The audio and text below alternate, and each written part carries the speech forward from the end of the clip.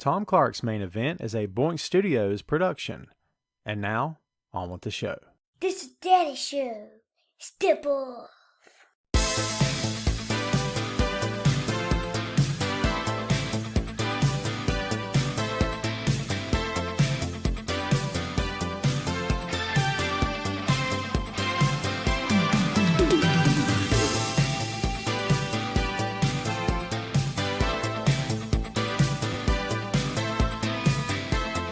Hey, what is up?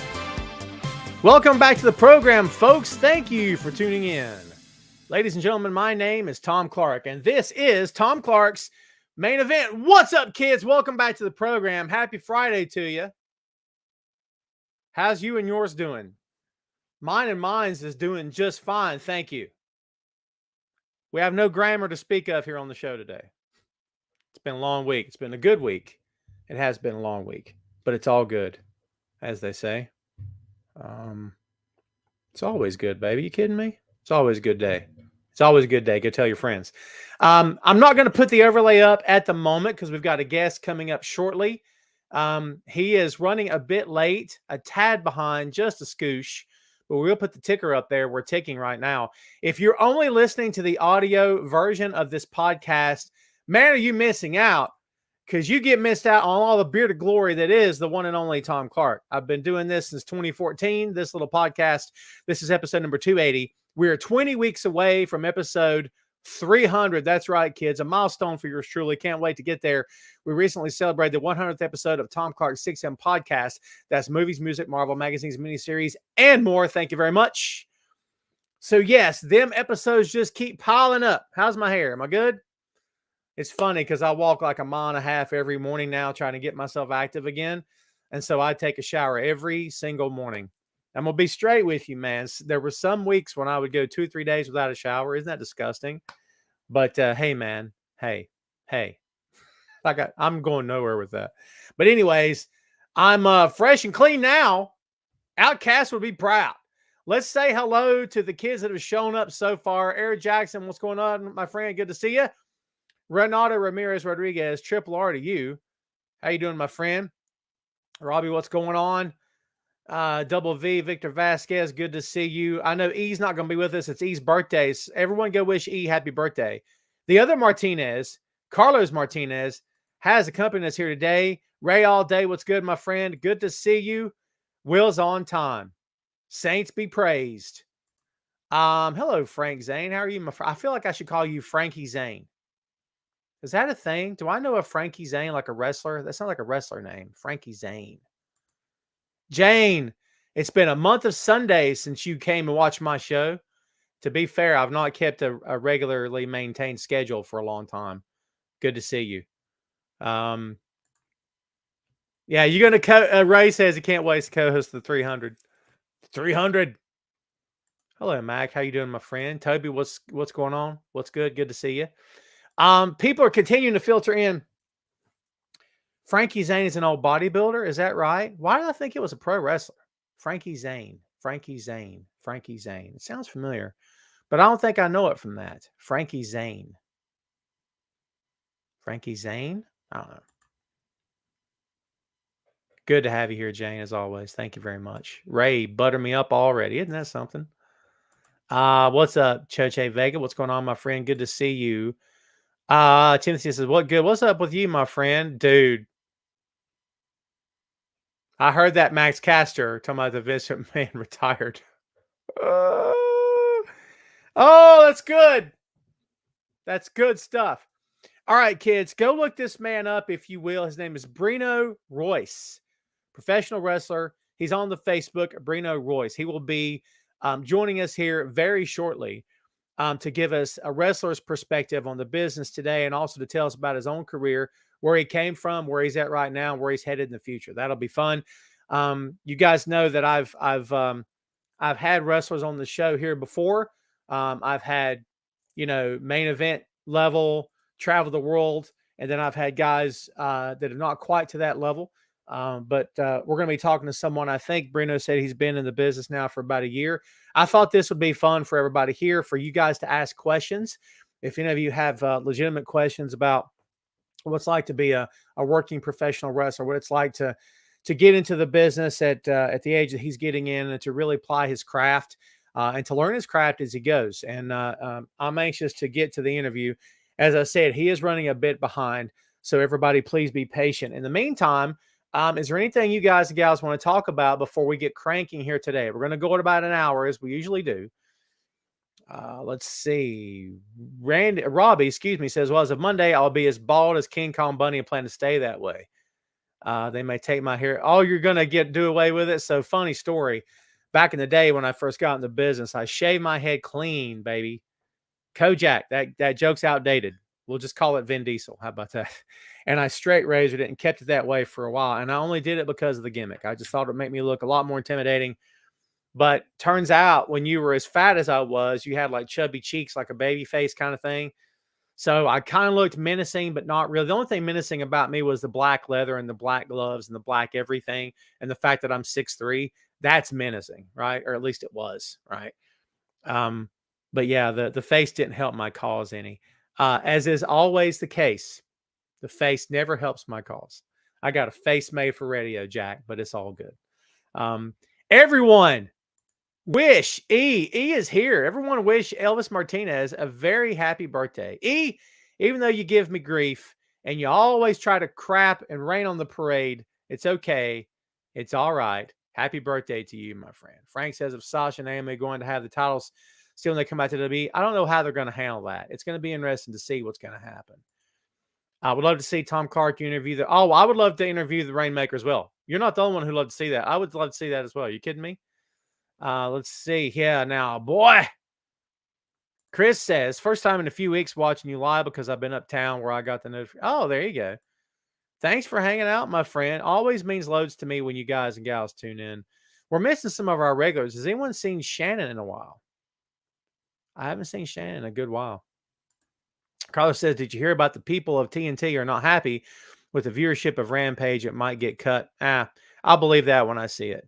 I'll believe that when I see it. I mean, you got to remember Friday night's pretty much a death sentence for any programming on TV, much less pro wrestling. Yeah, I don't want to see anything happen to that show. I don't want to see anything happen to any of these shows, man, for sure.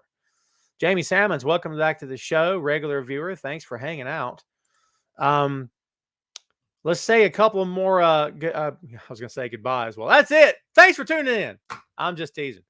Let's get to a few more hellos, and our guest has arrived, kids. So hopefully you guys and gals are ready for Mr. Royce. We're going to get him on stage shortly. He's on deck, as they say. He's taking some practice swings. I'm not a baseball guy.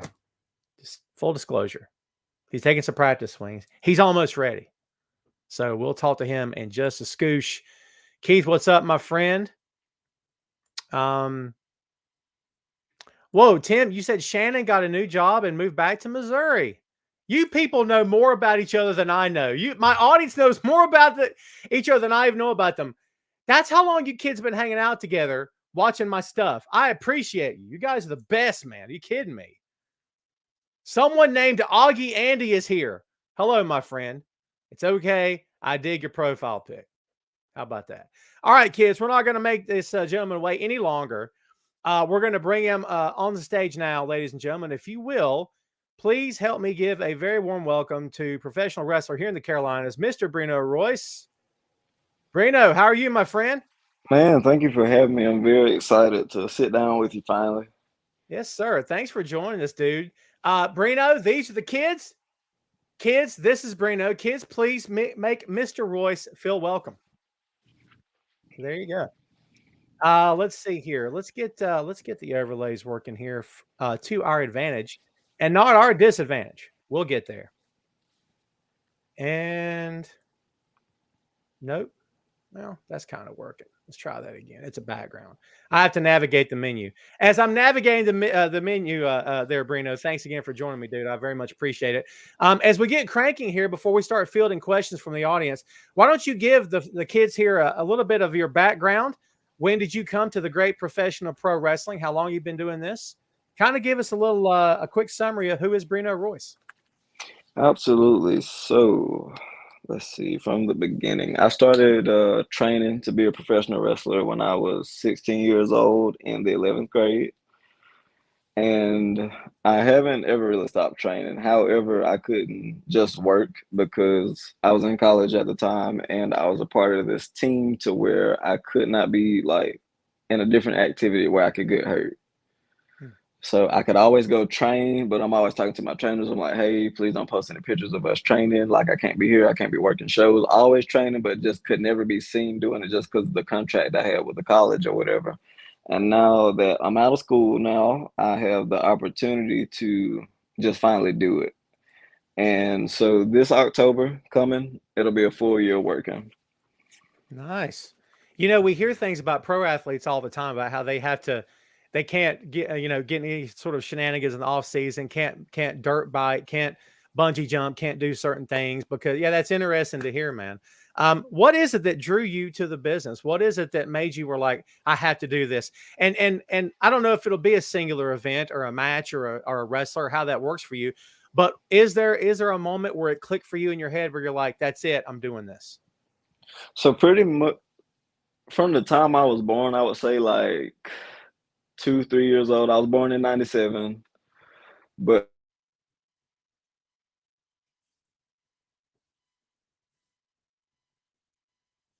and it just so happened that my mom was like she was the popular kid in the apartment complex. So anytime wrestling was on, everybody her age would just like pile in the apartment. And like my oldest memories are just hearing like the entire house going, if you smell like that's my like oldest memories of just people like yelling the rock catchphrases.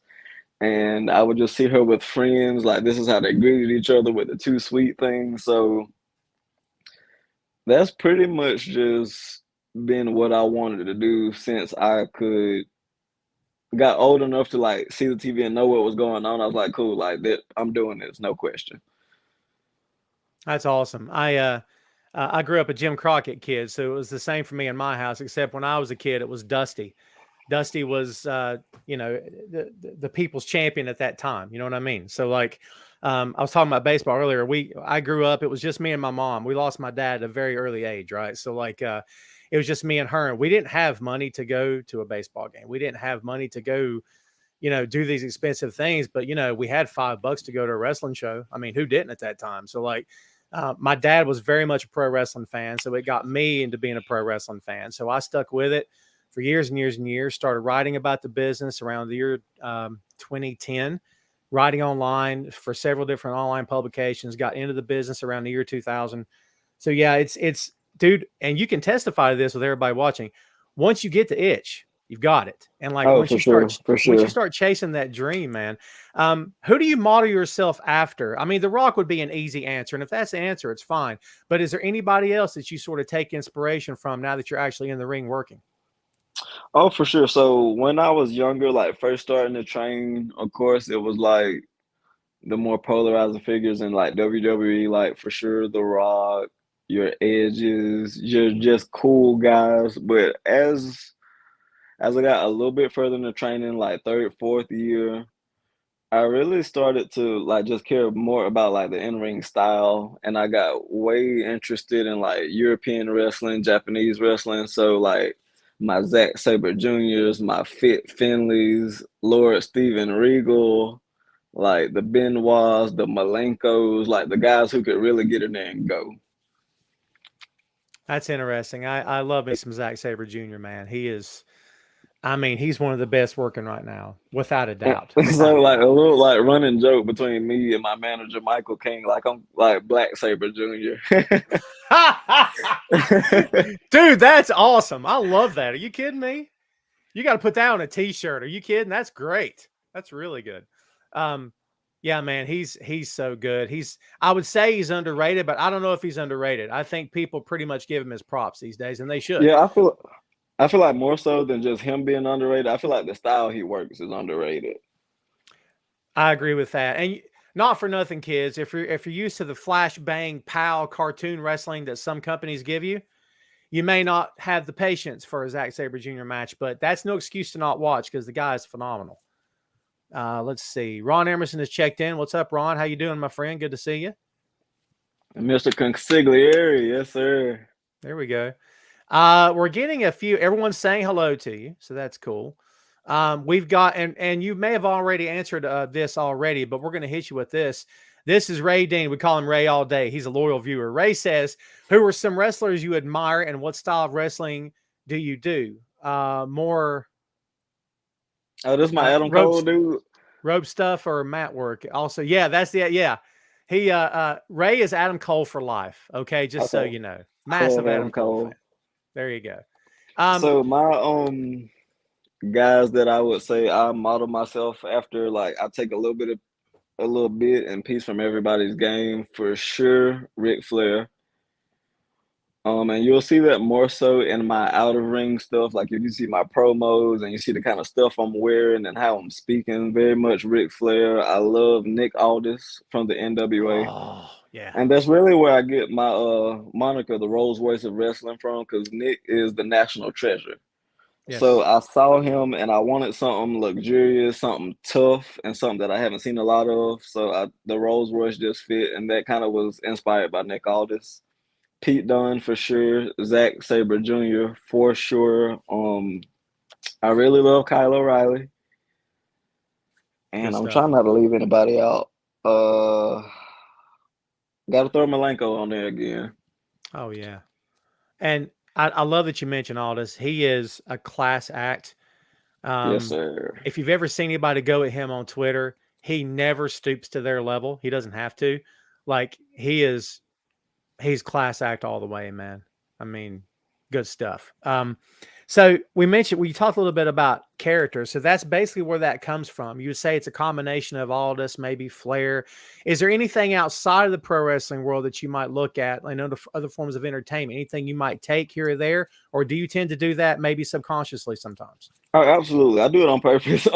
So a lot of how I deal with the press and like shows such as this one comes directly from Muhammad Ali. Nice. And pretty much that comes from wrestling because he was inspired by Gorgeous George, but whatever.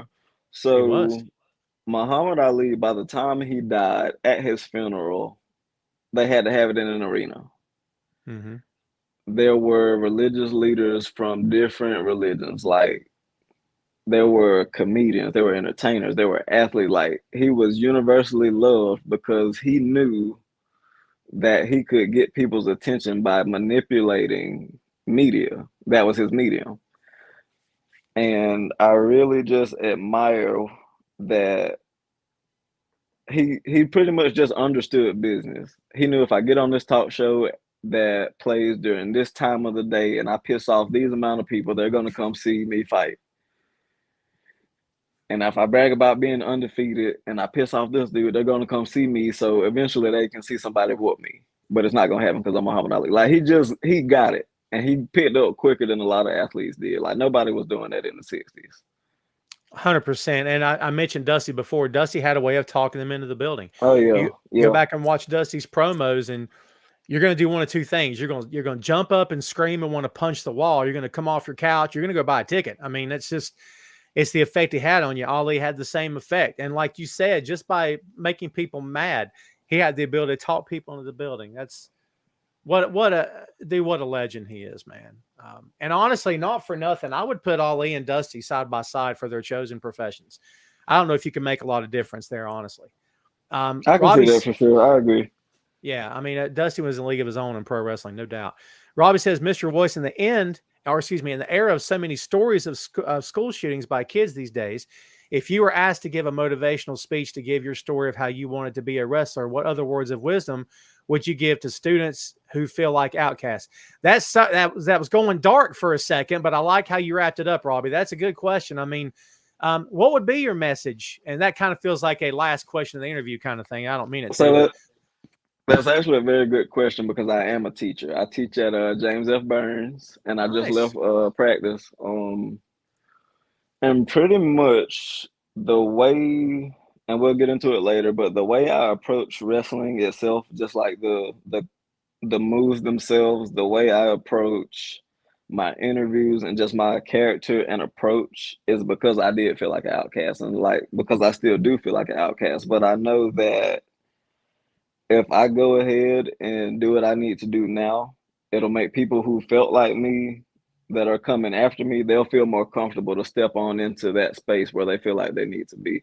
So I've never grew up real poor, so there were like I just didn't have the opportunity to wait on anybody sometimes. Like there's a lot of stuff in my life I just had to make happen for myself. And hopefully by me doing that, I can make stuff better for the people who come behind me. Mm.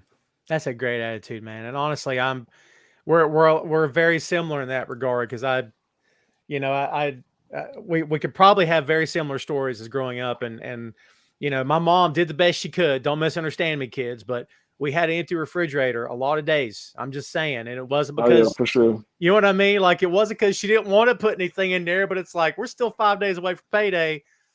Holy God, what's going to For happen sure. tonight? You Yeah. know, I mean, whew. And I have a 13-year-old, right? So I try to tell my kid, you don't know how good you have it. And I'm glad he doesn't know because God knows I don't want to be financially in a situation where I can't take care of my family. But like he doesn't understand the struggle, like that you don't understand. If no one's ever gone through it, good for you. But Yeah. wow, you know what I mean? Crazy. And it's that thing. And I'm not trying to bag on today's generation because I don't make a blanket statement like that. But for him and his friends, I don't think any of them know what it's like to go through with an empty refrigerator and bill collectors are knocking and calling and won't leave you alone. And that's another story for another day. But yeah, man. Ray with a really good question. What's your finisher? And if you could team up with Adam Cole, would you? Ray, you're killing me. So, I was using this thing that I was calling the win place show, which are the three placements you get for a horse race. Um, but just I would say, what's today? Friday? Mhm. I think Wednesday, I just decided not to use a finisher anymore. And what I'm gonna do, like, because the way I approach a heel is like it's very different from what people expect from a person to portray a heel as. I don't do like the eye gouging and the closed fist punches. Like I don't throw punches at all. Wow. I don't do the rope hung chokes. Like I just everybody can't do that. Every heel can't do that. Hmm. Cause we got, let's see, on the show we got like a 6, 7 match card. You telling me every single heel did that and nobody got disqualified all night long? Doesn't make Good any point. sense. Good point. So the way I approach being a heel is actually by baiting baby faces into doing stuff that are against the rules, but they aren't as heavily enforced rules anymore. So my last big match was against the North Carolina wrestler. His name is Zay Vega. And Mhm. I went up and mushed him in the face. And after I did that, he hit me with a closed fist punch, and the referee had to admonish him for like 30, 45 seconds. That's how I'm a heel. Psychology. I can respect that. I can respect that. Yeah, and you know, uh, uh, kids, we're using insider terms now, and I don't know. It's 2022. Who doesn't know what these words mean? But to Brino's point, you may not like what he does. You may not like him when he's out in the ring doing his business. But at the end of the day, it doesn't really matter. What matters is whether or not he gets the win, and he's going to do whatever he has to do to get the win. And honestly, we can point fingers and say things, but you got to respect the fact that no one gives the Lakers grief if they're trying to win a game. No one's upset when the Boston Red Sox are trying to win a game. You're just trying to win a game. I mean, it's about trying to win a match. So sometimes you got to do what you got to do. How much does psychology play into this for you? And is there a wrestler that we've not spoke of that maybe you take psychology from? Oh man, so psychology for me is pretty much like 99% of the match, and that really clashes with the South and how the South approaches professional wrestling. I really just so I've been seeing Jonathan Gresham around, and I just really found out who he was about 2 months ago. But when I'm interested in an athlete or like somebody that I'm kind of modeling myself after at the time, I like to watch their interviews and see how they think and see like what their minds are doing. And pretty much Jonathan Gresham and I like we align pretty much like 100% as far as like psychology goes. So I would say him and Zack Sabre Jr. in that they both treat it like a sport, and that's what I'm going for. because like we call this a sport all the time. We call ourselves athletes, but like what really is sporty about it if everybody's doing the silly stuff, you know? Hmm. Like somebody's got to wrestle. That's such a refreshing point of view. I freaking love that. And Gresham is, I mean, he's one of the best in the world. You could make the case he's, I mean, I would make the case he's top 5. Easy. I mean, Yeah, and he's it very was good. kind of crazy how it happened because I was very near to caving to doing what everybody wants me to do as a heel. Because they see me with a suit on and they see me like forming complete sentences and they're like, well, you need to be more antagonistic. You need to be like Ric Flair. You need to blah, blah, blah. You need to. But then I watched this Jonathan Gresham interview and he was like, how many, like before, like you knew me and people who like still don't know me now, how many famous black technical wrestlers have you ever known? And I'm like, yo, you're right. Hmm. He was like, hey, you Yeah. don't have to be the song and dance black wrestler. You don't have to be just the like triple backflip circus dude black wrestler. Like some people should just be allowed to be wrestlers sometimes.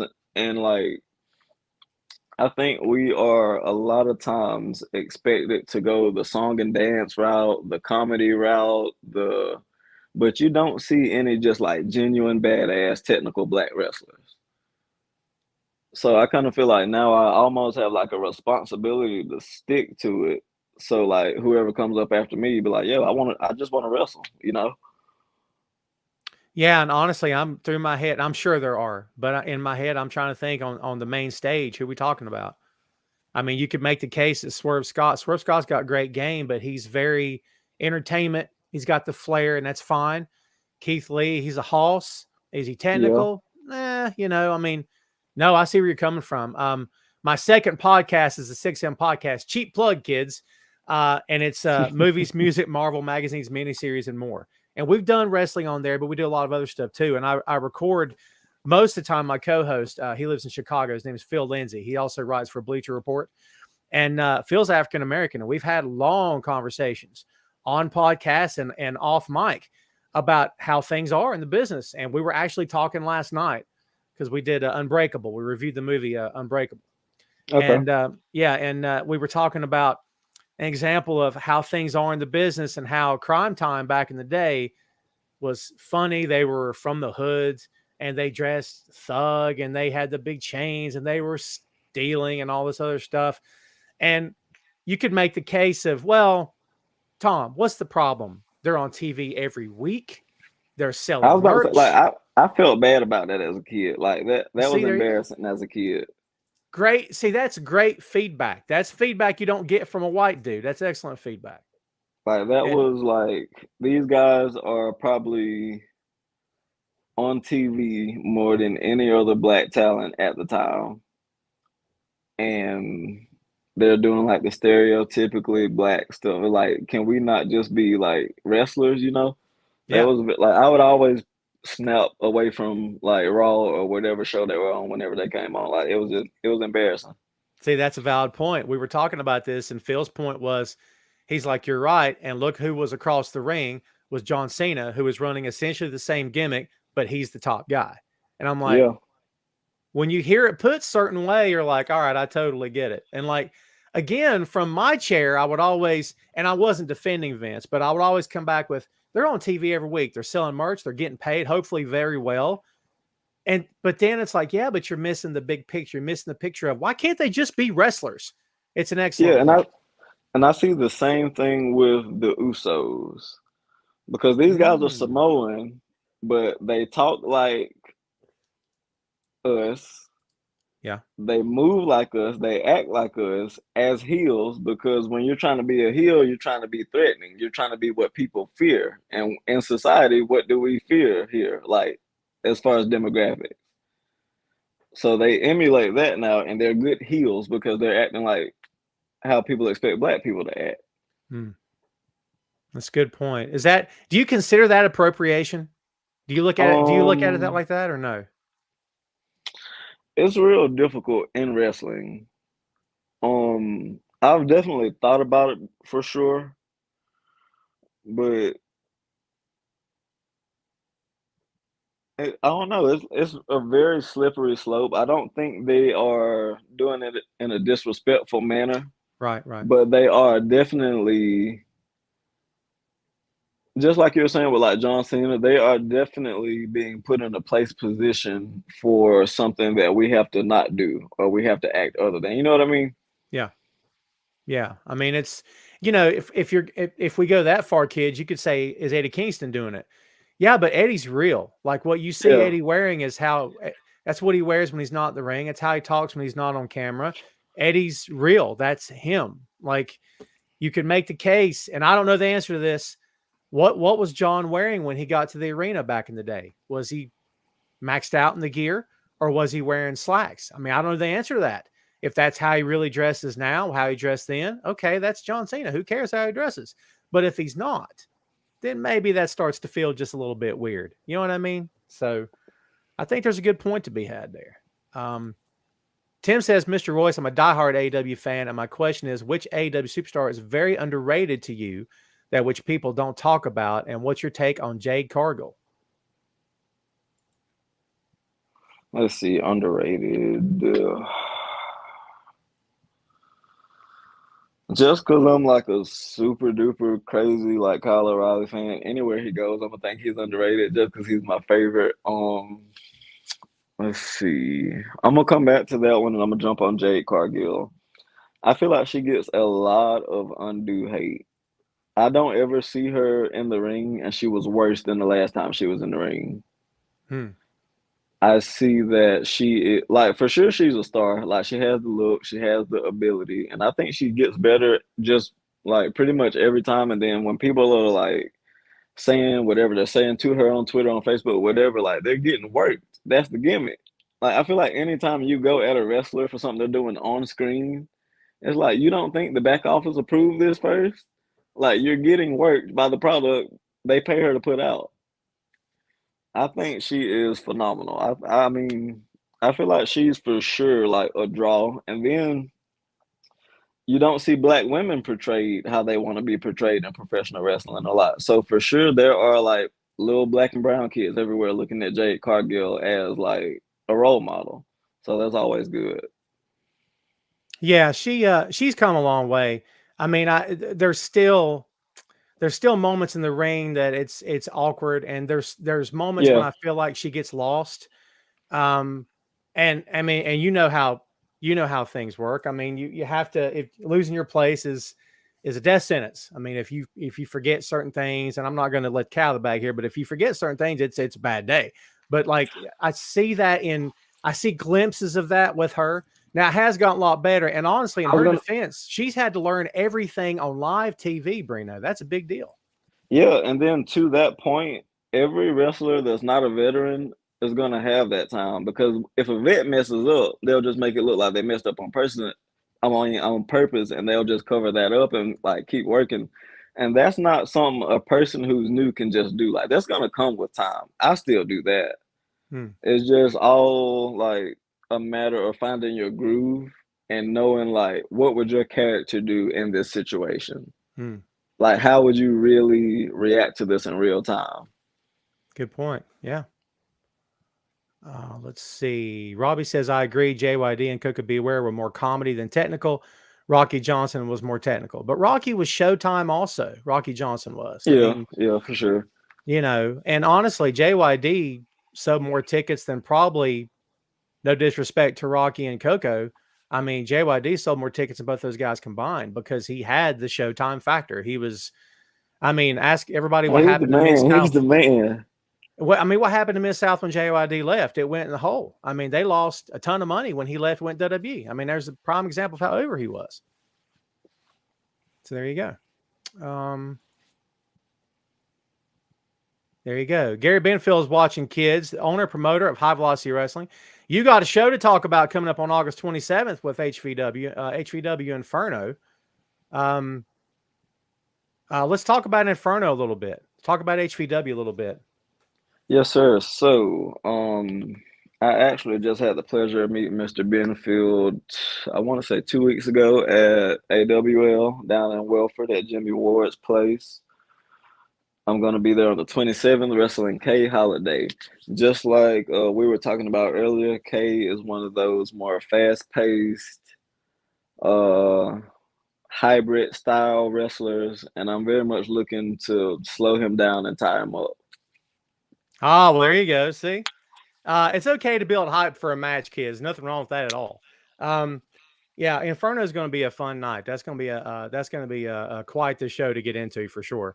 Um, so yeah, dude, local pro. I say the words local pro wrestling. That has sort of a negative connotation for whatever reason.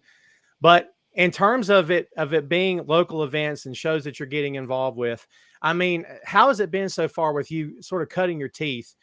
And can you name any opponents you've had that have sort of, opened your eyes to certain things, who have maybe gave you a hand up in certain places, anything like that that you want to talk about in terms of guys that you've worked with over the past year?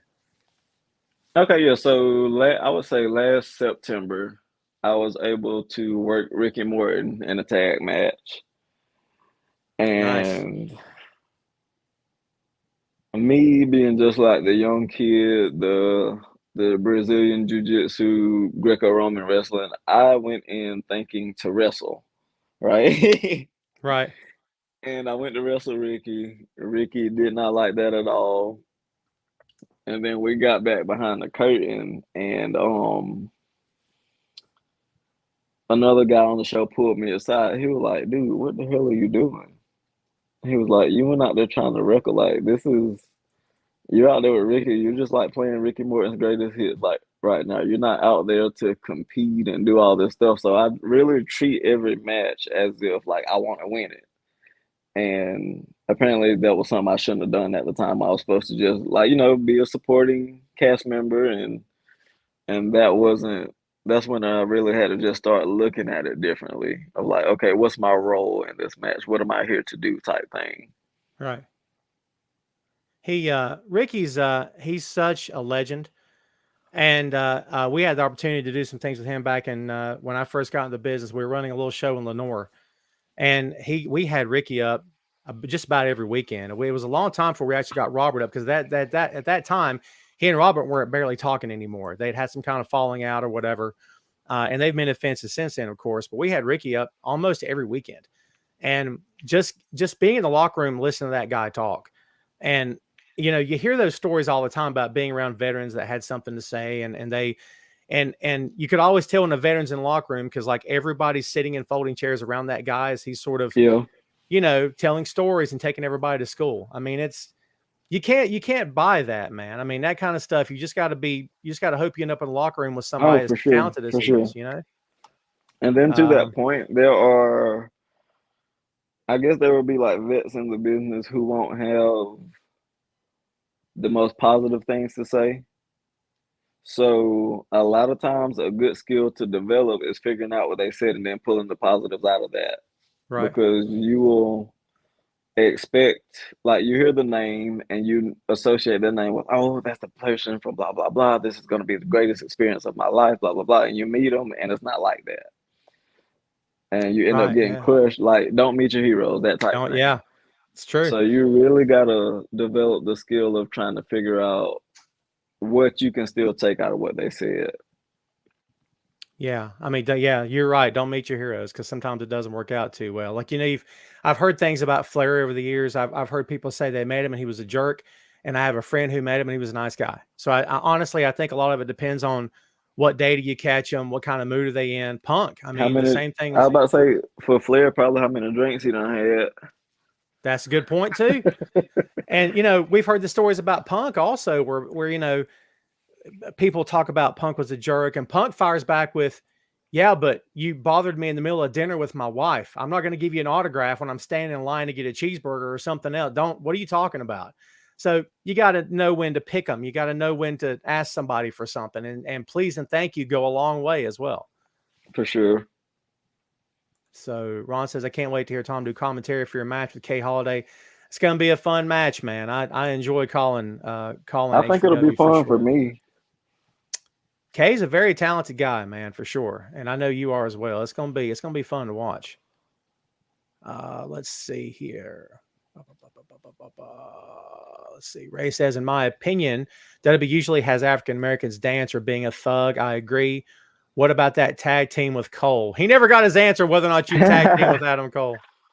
See, not for too long. If so, I would have to cross him first because at this point he has a record of crossing over his partners after he's got enough use out of them. Yeah. Yeah, there you go. I mean, we see what happened last night. So there you go. Or Wednesday night, excuse me. So let's see. Toby says, what's your current height, weight? Are you a power wrestler or a high flyer? Legitimate questions. Let's see. I am standing at 5'9" right now at 15 stones. I have my weight in the United Kingdom weight just to go with the whole Rolls Royce thing. What was the last part of the question? And are you a power wrestler or a high flyer? So primarily, I'm a technical wrestler, and whenever I need to change gears, I'll go and be the suplex guy. So kind of power, but like fourth quarter power. Yeah. There you go. That's a good answer. Yeah, man. It's, you know, keeping it grounded. There's something to be said about keeping it grounded. I think I've heard Jim Ross say on commentary more than one time, when you leave your feet, you're taking a chance that maybe you don't need to take. Be very careful For when you sure. leave your feet. I mean, it's, you know, everybody wants to go home safe that night. You know what I mean? So, or go home in I one really piece. like to so not taking unnecessary risks, and I love conserving noise. Because a lot of people, like, you know, like the term being heavy-handed, a lot of people are like heavy-footed and they make so much unnecessary noise and that messes with the audience's attention. Anytime you hear loud noise while I'm in the ring, something is happening, like something that matters is happening. So I'm trying to be pretty much as like swift and light on the mat as I can while I'm working the ground or like trying to slow somebody down, because when I like do hit a suplex or I do like hit a big move, it should matter and people should differentiate that sound from what they see. Good call. Yeah. And I mean, there is such a thing about lifting them up and then bringing them back down. I mean, if you, For sure. you know, you can't have 4 straight matches of triple threats and trash cans and triple backflips, and eventually the crowd's gonna be like, I need a nap. I can't do this anymore. So yeah. And to that point right there, that's pretty much what I'm going for during my matches. I'll get like a lot of people be like, you need to work that crowd, you need to work that crowd, you need to work that crowd. I'm like, I am, by not giving them what they want to see. Like, very good. Yeah. if I'm a heel and your advice to me is I need to work them more or I need to do things that they're used to seeing more, if I go out there and I do what they're used to seeing, that makes me a babyface. Very good point. Yeah. Yeah, you know, What they want. and not to throw shade, you know what I mean? Because like, what do I know? The guy's got millions of dollars in the bank account, and more power to him. That's awesome. But like, I see a guy like Kevin Owens through the years, and he's a funny heel, and like he works for the reaction sometimes, and I'm like, why are you doing that? Like, what? Why do you want to? Why do you have to get cheered as a heel? I don't understand. Like, I don't know. It's just that old adage of how am I getting paid? Am I getting paid for the crowd to hate me? I'm gonna make them hate me. Am I getting paid for them to cheer me? I'm gonna make them cheer me. Like, there's something to be said for sticking to what's your role here? What is it you're being asked to do? I'm gonna make that happen. I mean, like you said, if you went out there and worked in the opposite direction, I mean, that's not doing the match any favors. That's not doing you any favors. I mean, you know, if the idea is, I don't care if people like when I bend the rules. I don't care if people like if I don't say the right thing. I just want to get paid and go home and win this match. I mean, if that's your mindset, why would you ever deviate from that, right? Yeah, like that to me, like the guy you described, that's who I would boo. Like the guy who isn't acknowledging the crowd. Right. And I really pull a lot of my heel influence from somebody like Michael Jordan or Kobe Bryant. Which is weird to say because to the fans, those guys are heroes. But if you ask anybody who was around in those locker rooms, they hated Kobe. They hated Michael Jordan because they were like jerks. That's the kind of dude I'm going for. I'm only a jerk in the ring when I need to be, or when I feel like I need to push somebody down to stay at the top. And I'm really so another place too is from it's gonna sound crazy, but the last two Avengers movies. And so what my goal, just like we were talking about, is like crowd reaction, blah blah blah. I'm going for like the New Japan like golf clap type. Okay, like look at his technique type wrestling. Like this is the art type thing. And Right. also when I'm not giving those guys what they want, if not booing, I would like them to just like sit in like just silent discomfort. And it's almost the way that have you seen Infinity War? Oh, of course. You're talking to a Marvel addict over here for sure. Yes, sir. So you remember that feeling after everybody disappeared and then the credits rolled in the Of first course. one? There isn't any save. Nope. There isn't any like nothing. Your favorite guy just lost. Yep. And there's nothing you can do about it. That's what I'm going for. Like I want organic, I'm just better than your favorite guy type heat. Like That's I good didn't have stuff. to cheat. I didn't have to do anything special. I came out here and I used wrestling because like I'm everywhere right now. But on another tangent, professional wrestling has evolved so much that I can be a heel just by using technical wrestling. Yeah. Oh, It's yeah. like Yeah. Yeah. we're doing so much that just by me wrestling a slow pace, I can get booed by doing that. So I'm really looking for that Thanos just won effect when I'm out there wrestling. Yeah. I mean, the And snap will do it. because I think there is way like there's not enough subtlety in wrestling anymore. Like if you the baby faces they do as much cheating as the heels do, Hmm. which in turn diminishes when heels cheat because everybody's doing it, so you can't even get booed for it anymore. So I have to kind of revert all the way back to what wrestling was like intended to be to get booed. Yeah, I mean and I've said this many times over the years for anybody that thinks that wrestling works when you don't have polar opposites, I vastly disagree. I don't I don't think wrestling works without the and occasionally you can have friends wrestle each other and we know how those stories are told or whatnot, but or enemies wrestle each other. It's not the same. You have to have this guy's here, and they two different worldviews, two different ways of doing things, two different ways of conducting business. I just don't think it works any other way. I mean, I don't think it would have worked back in the day if Dusty and Rick hadn't been two completely different people with two completely different mindsets, two completely different ways of doing business. The same with Rock and Austin. If those guys were identical and did everything the same way, who would have cared about that feud? But For everyone cared sure. because they were so vastly different. I mean, that's I think that's what For makes it sure. work, It's like honestly. the type of stuff that makes you choose a side. Like there's no in between. Absolutely. Absolutely. This is a good question from Toby. Tony Khan and Triple H are on the phone with identical offers. Which one are you accepting and why? It's a good question. Probably neither. Um, Oh, I'm not when I say like I'm not wrestling for the money, like I'm legitimately not. Like I am wrestling because I love wrestling. And the way I like to wrestle isn't respected on mainstream shows like that. And I mean, case in point, Jonathan Gresham, like he just left AEW because technical wrestling isn't given the proper time and attention that he feels like it should. hmm. I Um, would definitely look at a NWA mm. or a New Japan, or like I love just the Indies and the UK.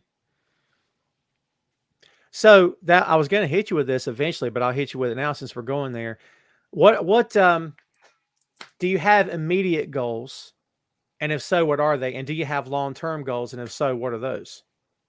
Okay, so my immediate goals right now is to make myself as legitimate as possible. And what I mean by that is just conducting business because we hear like a lot of times that wrestling is this professional business. I have not run into many professionals yet, and I have not run into a business yet. So I have a work manager, but he's also like my shoot manager. Like he manages my schedule. He uh just this morning he was introducing new merch ideas. Like we're about to relaunch some merch in a little bit. He is about to we're doing a little bit of rebranding, so I'm about to have a logo change in a little bit. When he's actually like in South Carolina and we have a show, he drives me to those shows. Like he's legitimately my manager. We have a 3-year contract right now. Just signed that back in March. Just in a little bit, I'm gonna start developing just an agreement for myself and the promoter that I'm working for that, hey, I was here on this day and this year and I got paid this much, just so I can just keep legitimate books of what I'm doing and what I have going on. And I'm always just trying to make sure whatever I do, it is as legitimate and official as possible. Because there isn't like, I don't know of any indie companies having like insurance for their guys or like anything crazy like that. So I have to do that myself. And I'm just trying to be the most official Brino Royce as possible and up my stock. So when I start getting booking inquiries, they're booking the character and the officialness that I created versus seeing something online that they like and, oh, I have this idea for your character. No, I want you to go ahead and book the character that I've already created. So I'm just trying to make myself as official as possible and just like up my stock whenever I can. Yeah. I mean, that reminds me a lot of Paul Ellering back in the day. Like Paul Ellering legitimately was Hawk and Animals manager. It wasn't a figurehead. It wasn't a gimmick. It was, he booked their flights. He took care of everything. He took care of their pay, made sure everything went where it was supposed to, make sure they were at the hotel on time, booked the hotels for them. I mean, yeah, he was a legit manager in every sense of the word. Michael King, let's give him a shout out because I think he showed up here and I didn't put his comment up on the screen. So yeah, and he's a pro, man, for sure. Ray, every week on the main event, hits me with a question that's hip-hop related because he knows how I roll. So he's hit us with one. Ice Cube or Busta Rhymes, and part 2, House of Pain or Rex-N-Effect. And if Adam Cole wanted to give you a free central air conditioning put in your house free and wanted to hook up a friend, could I have it? And later wanted to get pumpkin pie, could I have some as well? Ray's got way too much time on his hands. So I actually hate pumpkin pie, so you can have all that. Oh, it's really weird. He like hitting my soul with these questions today. So when I was like, I would say maybe 2, I developed like this like super irrational fear of Busta Rhymes. wow.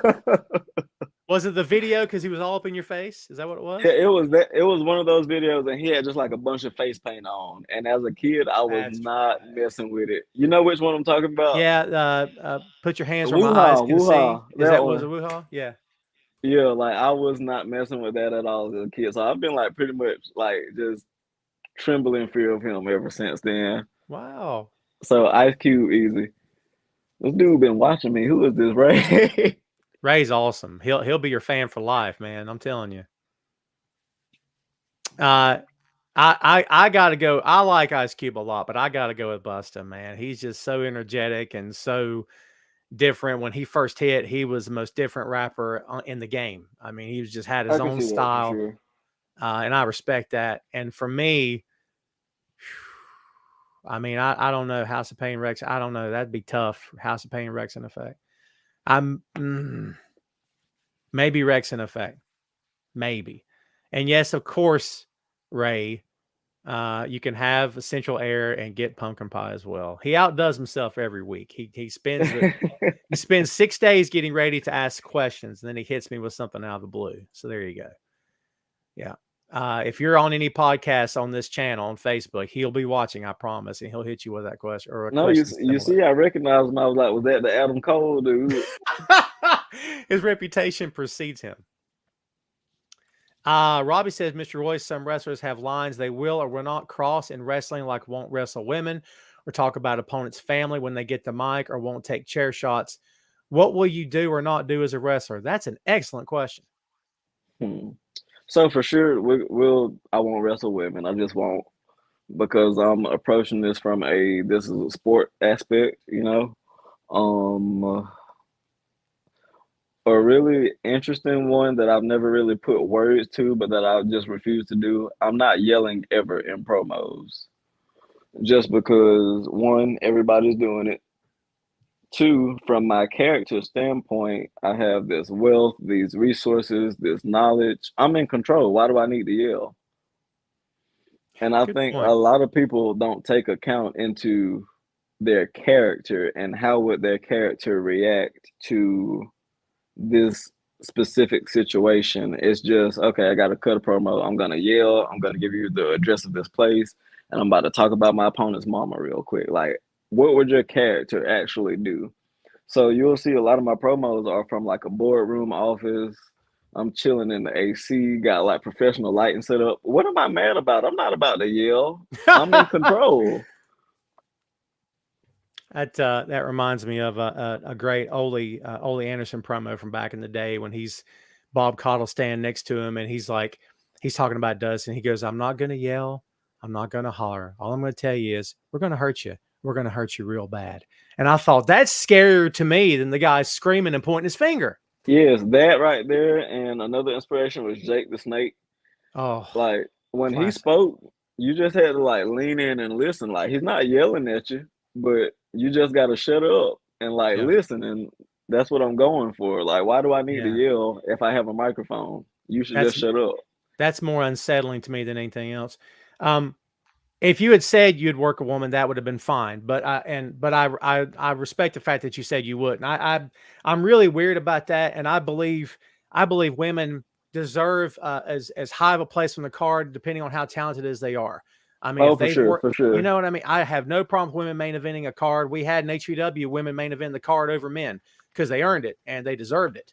And I have no problem with women wrestling. I just am personally not a fan of men wrestling women. I just don't think it's a Me good neither. look.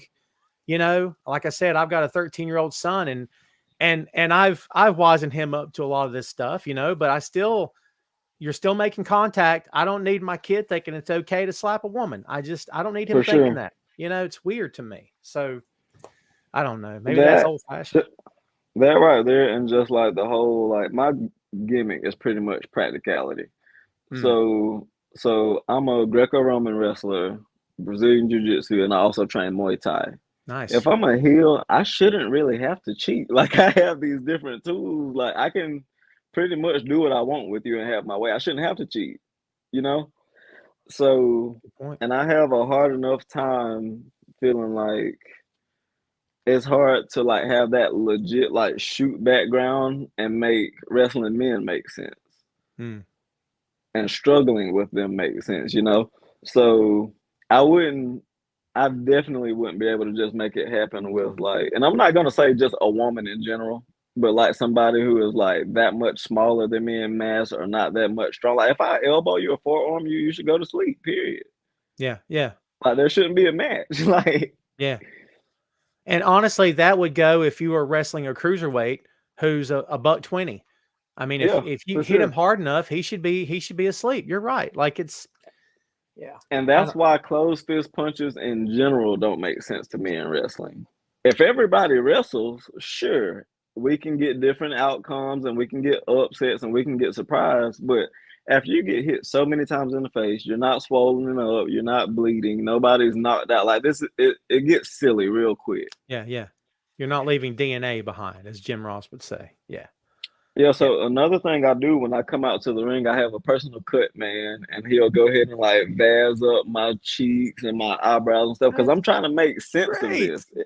If I can't stop people from throwing closed fisted punches, I'm gonna at least let the audience know that I'm like preparing for it. I love that. That's awesome. That's awesome. Toby's asking if he can promote his Facebook group in the chat. Toby, you're a loyal viewer. Go ahead and promote away, my friend. Toby also said, I lost interest in men versus women when Tessa beat Cage.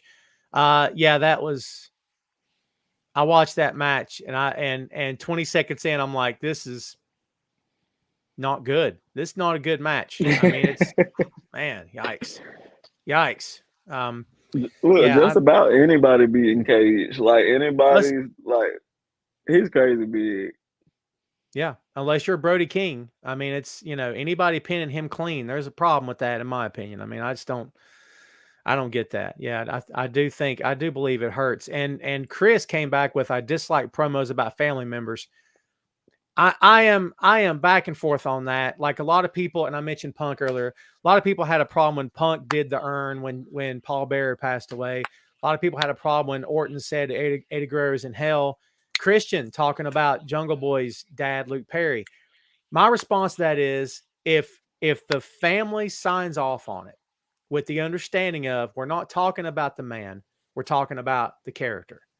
I Yeah. mean, honestly, Brino, I don't think Eddie Guerrero would have cared at all that his name was used in a promo. No, for sure. Eddie was as carny as any of the rest of those guys. Why would he care if his name was used after the fact?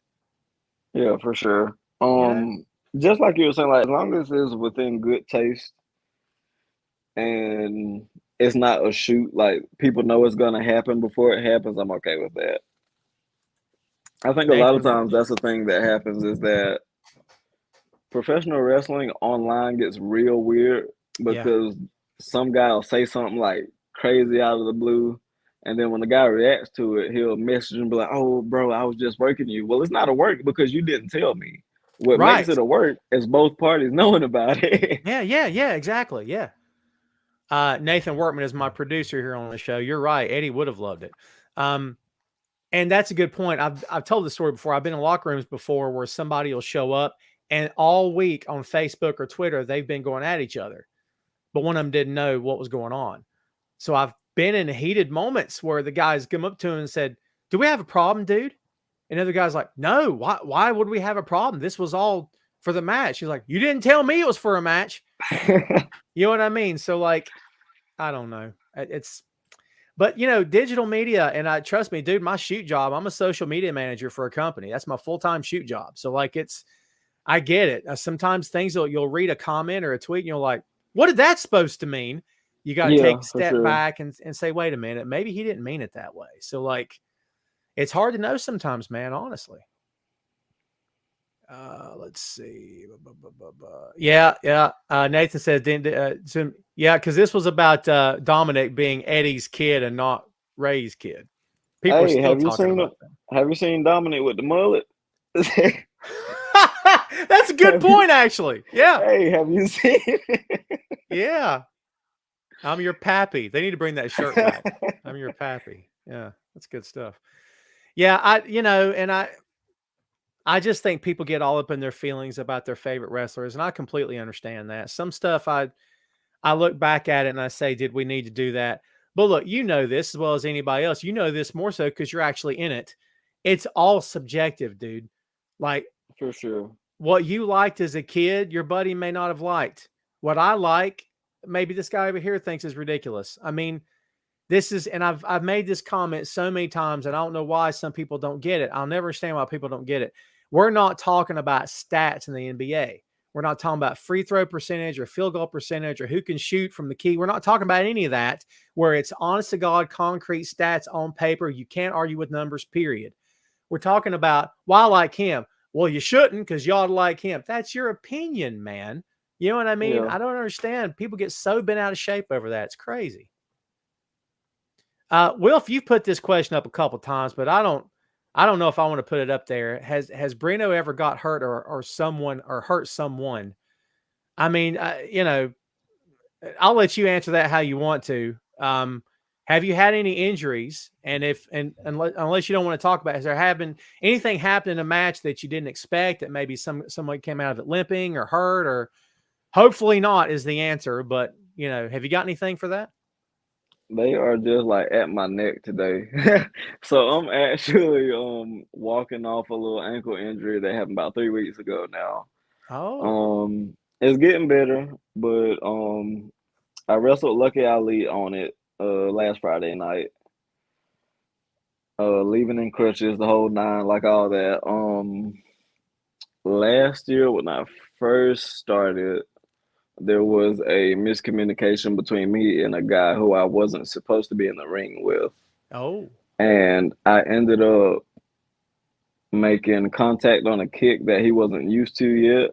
yeah. So I had to like pick him up and walk him to the back and like, hey, I'm sorry, blah, blah, blah. But since then, nothing. Yeah, and I mean, what's the old saying? This ain't ballet, right? I mean, things Yeah, for happen, sure. and no matter how much you may be angry at an opponent or want to take somebody out because it got personal or whatever, at the end of the day, the name of the game, despite what some people think, the name of the game is not about killing somebody. It's about, hey, we all work for this one company, whatever that looks like. And we'd like for this company to make lots of money because that means we do too. Duh. Right. So like, if we all get hurt tonight, there's no show tomorrow. That's not a good thing for anybody. So like, common sense needs to prevail, dude. And sometimes it does not for whatever reason. Kids, we're going to take a few more here before we take it home. Has anyone else got anything good for Brino? Please fire it at us. Basically, this entire episode's been an open floor. Usually I wrap up my shows with what I call an open floor where anybody could ask whatever they want to. This is a good one. Question for Brino. Favorite rib? You can change names, places to protect the innocent if need be.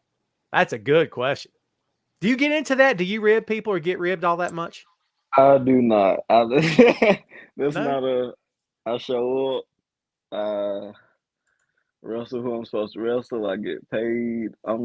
So I deal with a lot of anxiety. So I'm just not into surprises at all. That's fair enough. Honestly, we hear stories about a ribbon that went on in the 80s with guys getting their ponytails cut off and, stuff getting put in shoes and in duffel bags. I'm like, what is wrong with you people that you can't? What are we talking Yeah. about? So it's not that I don't appreciate the culture of that. I just don't participate myself because of what I have Sure. going on. Yeah, I can respect that. We were George South used to come up for us quite a bit as well. He was up just about every weekend, and he brought, and I don't know if his real name was Rob something.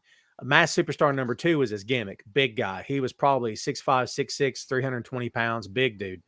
And we had George booked against this kid who was only in the business a few months, maybe at that, in the ring actually wrestling.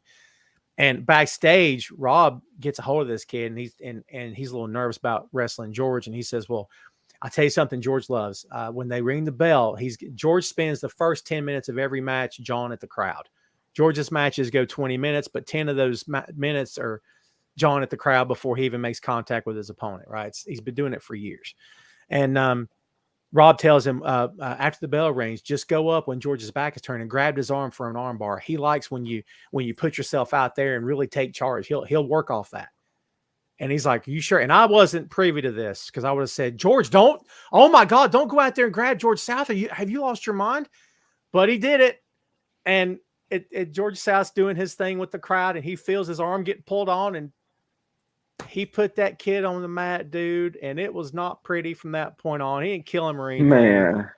But let me just tell you, after the match, he gets back through the curtain. He's very animated. He's like, "What was that, brother? What was that out there?" And he goes, and he looks like pale as a ghost. And Rob cannot stop laughing to save his life.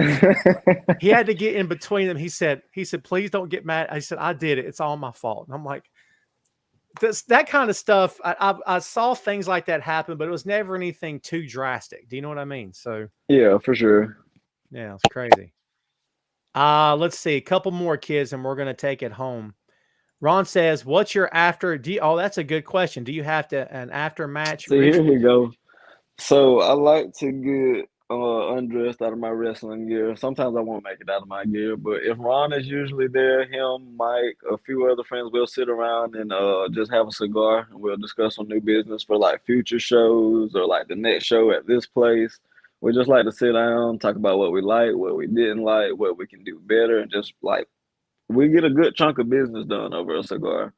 Nice. Well, kids, I think that's just about going to take us home. We've run a little bit over an hour, and yeah, dude, this has been a fun show, man. Thanks everybody for tuning in as always. Before we get out of here, I got to hit you this for Nathan. What's your favorite cigar? Do you have a favorite? Oh, the Olivia's, like that, anything that brand, like not even just like a certain one, but anything that brand. That's my favorite. Love those. He says he's a Cohiba man himself. Oh, okay. You guys are That's talking over my head, interesting. dude. I've I've been. never met anybody that likes those. Oh, really? Wow. Dude, I've been straight edge my whole life. I've never smoked or drank a thing. So this is all over my head, dude. All of it. So there you go. Brino, I got to thank you a lot for for making it today, for giving us your time. I know you're a busy guy. Before we get out of here, plug some things for us, man. Tell us what you're going to be doing in the next few weeks. And if there's any websites you want the kids to go to or accounts to follow, let them know that too.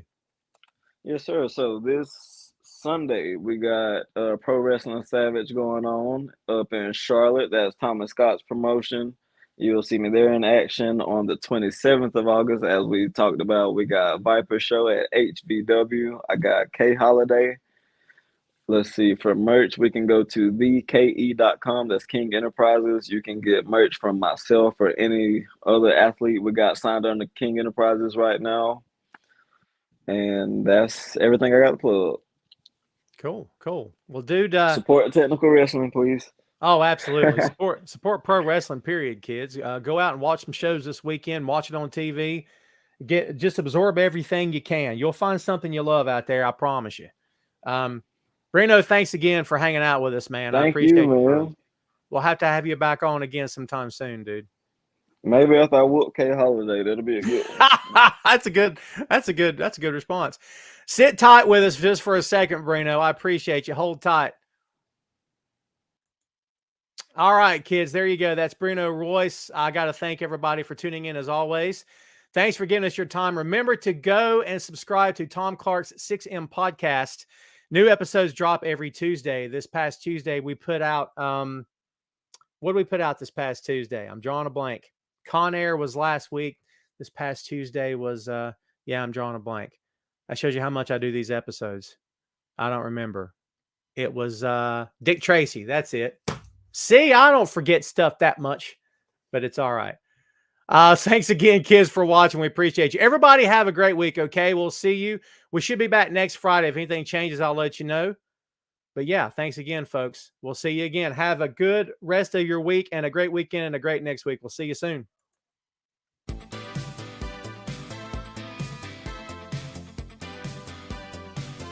That's it for us, kids. See you next time. Tom Clark's Main Event.